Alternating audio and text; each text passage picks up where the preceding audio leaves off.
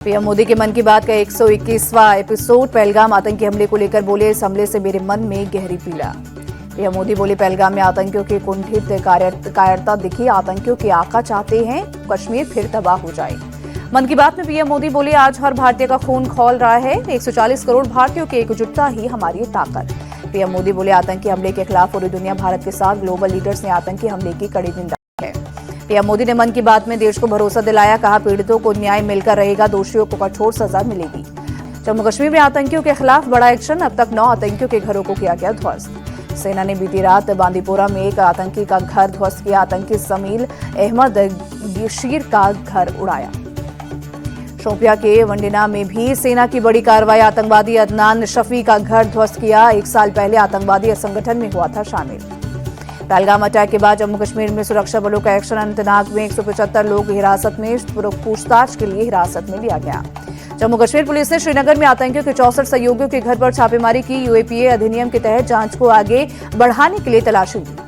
NIA की team पहले से ही पहलगाम में मौजूद घटनास्थल का कर चुकी है निरीक्षण। युद्ध के माहौल के बीच बॉर्डर पर सुरक्षा की तैयारियां तेज। प्रधानमंत्री द्वारा बनवाए गए बंकरों की हो रही सफाई। अन्य सेक्टर के त्रेवा गांव में बने बंकरों की साफ सफाई। गोलाबारी स्टार्ट होने पर गांव के लोग बंकरों में रह सकेंगे महफूज। अपनी हरकतों से बाज नहीं आ रहा पाकिस्तान। बीती रात पाकिस्तानी सेना की चौकियों से फिर हुई फायरिंग। तुतमारी गली और रामपुर सेक्टर के सामने नियंत्रण रेखा पर फायरिंग। भारतीय सेना ने दिया मुंहतोड़ जवाब। राजस्थान में इंटरनेशनल बॉर्डर पर पाकिस्तानी पेट्रोलिंग। श्रीगंगानगर में बॉर्डर पर पाकिस्तानी रेंजर्स की पेट्रोलिंग। 0 लाइन के पास तक पेट्रोलिंग करने आ रहे हैं रेंजर्स। राजस्थान की सरहद पार पहली तस्वीर इंडिया टीवी के पास। पाकिस्तानी रेंजर्स ने बॉर्डर पर गांव करवाए खाली। जेसीबी मशीन लाकर तैयारी कर रही है रेंजर्स।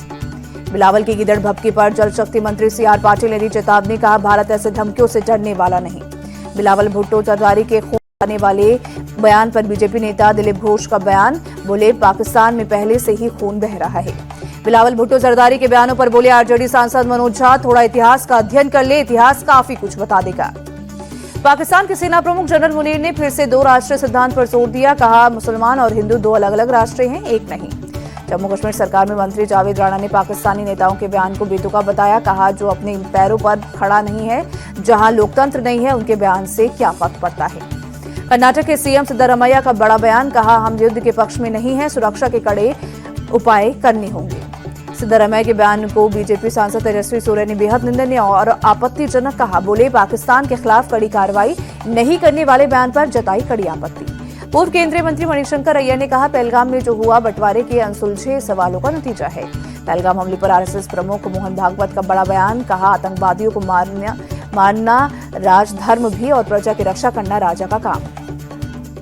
संघ प्रमुख मोहन भागवत बोले, अत्याचारियों को मारना हिंसा नहीं, जिनका कोई इलाज नहीं उन्हें दूसरी जगह भेज दें। बीएचपी नेता विनोद बंसल ने दिल्ली में यज्ञ का किया आयोजन। पहलगाम में मारे गए लोगों के पुण्य आत्माओं के लिए यज्ञ।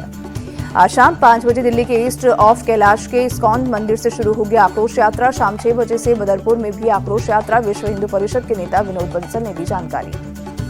पहलगाम अटैक पर विवादित पोस्ट करने वालों पर एक्शन। असम में 10 लोगों को किया गया गिरफ्तार। पहलगाम आतंकी हमले के बाद उधमपुर जिले के पटनी टॉप में पसरा सन्नाटा। पीक सीजन में होटलों के सारे बुकिंग कैंसिल होने से होटल बिजनेस पूरी तरह से प्रभावित। पाकिस्तानियों को आज भारत छोड़ना होगा। शॉर्ट टर्म वीजा वालों को आज शाम तक पाकिस्तान लौटना होगा। अटारी बॉर्डर से वापस भेजे जा रहे पाकिस्तानी, बॉर्डर से लौट रहे पाकिस्तानी भी पहलगाम हमले की निंदा करते दिखे। एफबीआई निदेशक काश पटेल ने की पहलगाम हमले की निंदा। बोले, भारत सरकार को अमेरिका का पूरा समर्थन है। बाहरी दिल्ली के अलीपुर में प्रॉपर्टी डीलर पर हमला। 4 से 5 की संख्या में आए थे हमलावर। गाड़ी को ओवरटेक कर लाठी डंडों से किया हमला। घायल प्रॉपर्टी डीलर को इलाज के लिए अस्पताल में कराया गया भर्ती। पुलिस मामले की जांच में जुटी। कर्नाटक के मांड्या में कबड्डी मैच के दौरान हादसा। दर्शक दीर्घा गिरने से कई लोग हुए घायल। घायलों को इलाज के लिए अस्पताल में कराया गया भर्ती। हादसे के बाद पूरे इलाके में मची अफरा तफरी। बेंगलुरु में टीसीएस वर्ल्ड 10K मैराथन का आयोजन। गृह मंत्री जी परमेश्वरम ने दिखाई हरी झंडी। पुरुष दौड़ के विजेताओं को उप मुख्यमंत्री डीके शिव कुमार ने दी बधाई। 10 किलोमीटर लंबा चला मैराथन। मान सरकार के युद्ध नशा विरुद्ध मुहिम 31 मई तक नशा मुक्त पंजाब मुहिम को पूरा करने का निर्देश। डीजीपी गौरव यादव ने सभी एसएसपी और सीपी को भी डेडलाइन दी। एसएसपी को बताना होगा कि वो किस तरह ड्रग्स का सफाया करेंगे। डेडलाइन के बाद भी अगर ड्रग्स मिला तो जिम्मेदार अफसरों पर गिरेगी गाज।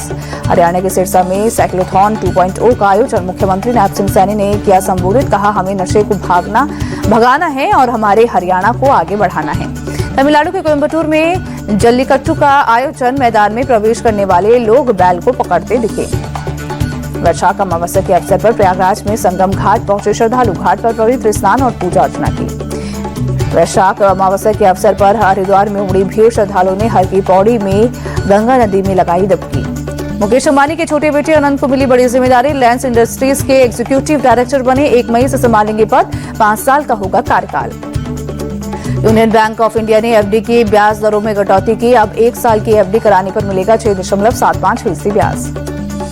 इस हफ्ते सोने चांदी के दामों में बढ़त रही। सोना 721 रुपए महंगा होकर 95,631 रुपए पर पहुंचा।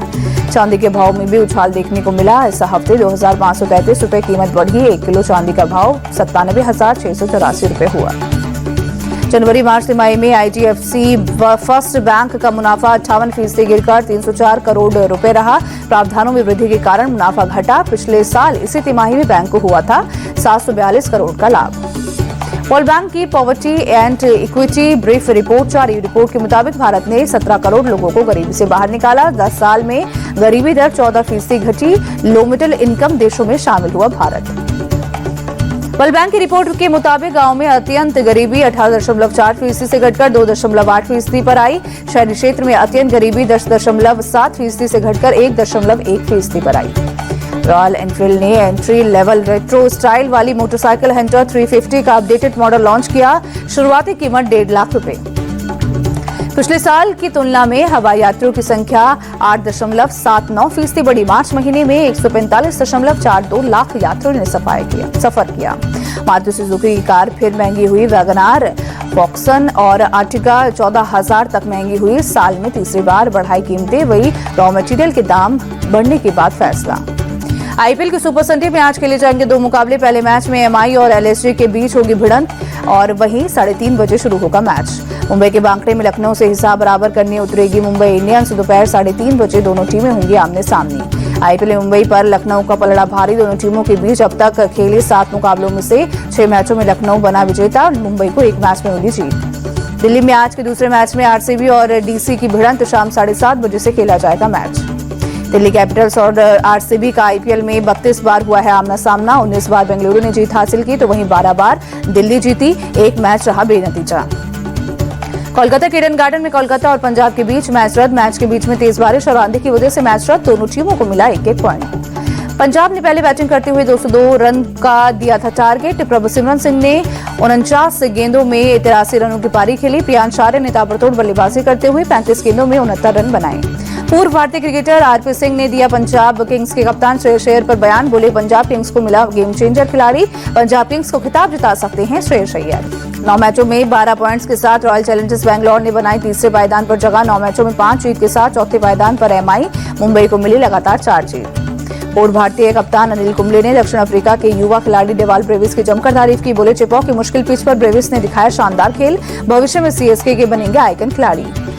अनिल कुंबले बोली, डेवाल ब्रेविस के पास क्रिकेट की बेहतरीन शॉट से चेन्नई को मिला फ्यूचर का चमकता खिलाड़ी। हैदराबाद के खिलाफ 25 गेंद में ब्रेविस ने खेली 42 रन की पारी।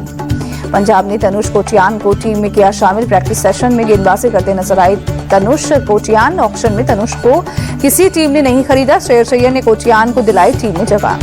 श्रीलंका और दक्षिण अफ्रीका के खिलाफ भारतीय महिला टीम खेलेगी त्रिकोणीय वनडे सीरीज। 27 अप्रैल को कोलंबो में खेला जाएगा। श्रीलंका भारत के बीच पहला वनडे मैच। 11 मई को खेला जाएगा टूर्नामेंट का फाइनल।